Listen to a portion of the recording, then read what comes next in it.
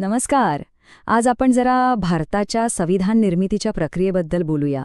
खरं तर हा फक्त एक ग्रंथ नाहीये, ही गोष्ट आहे एका राष्ट्राच्या जन्माची, त्याच्या पायाभरणीची.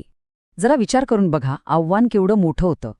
म्हणजे 30 कोटींपेक्षा जास्त लोक, डझनभर वेगवेगळ्या भाषा, अगणित परंपरा आणि त्यातच नुकत्याच झालेल्या फाळणीच्या जखमा.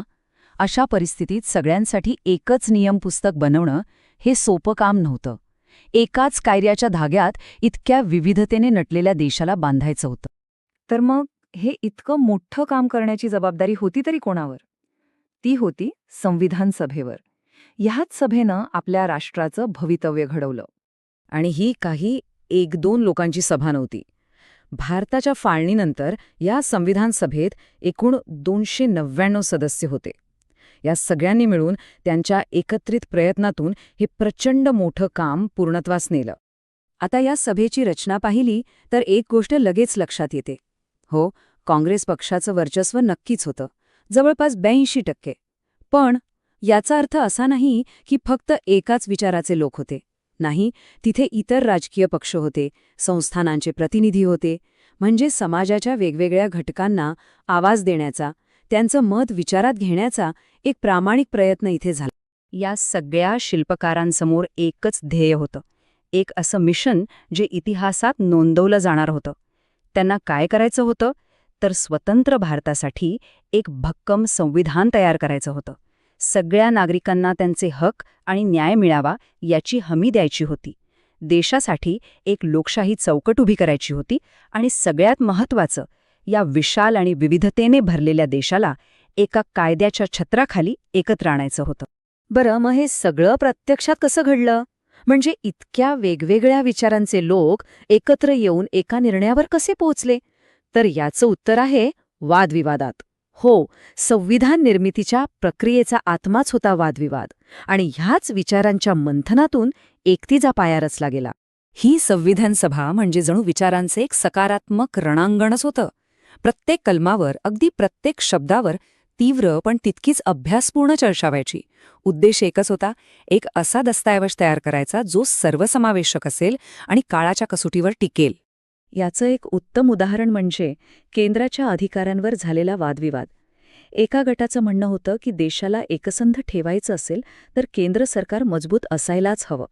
तर दुसऱ्या गटाचा आग्रह होता की प्रादेशिक संस्कृती जपण्यासाठी राज्यांना अधिक स्वायत्तता मिळायला हवी. शेवटी खूप विचारविनिमय करून या दोन्ही मतांमध्ये एक सुवर्णमध्य साधण्यात आला. आणि हेच या प्रक्रियेचं सौंदर्य होतं. चर्चा, वादविवाद तर झालेत, पण या सगळ्या चर्चेला एका कागदावर, एका सुसंगत दस्तऐवजात उतरवणं हे एक मॅरेथॉन धावण्यासारखंच होतं. जवळपास 3 वर्षांच्या चर्चेचं सार एका ग्रंथात मांडायचं होतं. आणि हे अत्यंत महत्त्वाचं काम केलं मसुदा समितीने.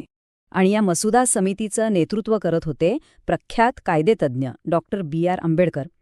त्यांच्या अध्यक्षतेखालील या समितीवरच संविधानाचा मसुदा म्हणजे त्याचा कच्चा आराखडा तयार करण्याची सगळ्यात मोठी जबाबदारी होती. हा सगळा प्रवास किती मोठा होता हे या टाईमलाईनवरून लक्षात येईल.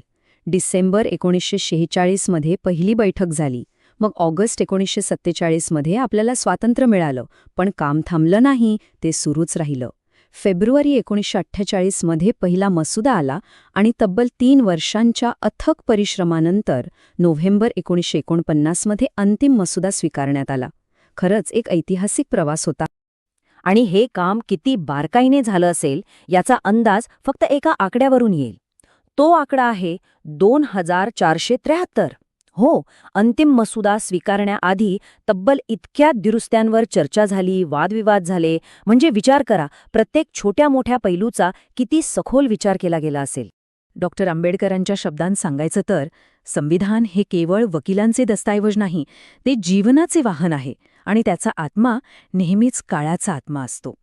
म्हणजे हे फक्त कायद्याचं पुस्तक नव्हतं, तर एका जिवंत राष्ट्राला पुढे घेऊन जाणारं, बदलत्या काळानुसार स्वतःला बदलणारं एक चैतन्य होतं.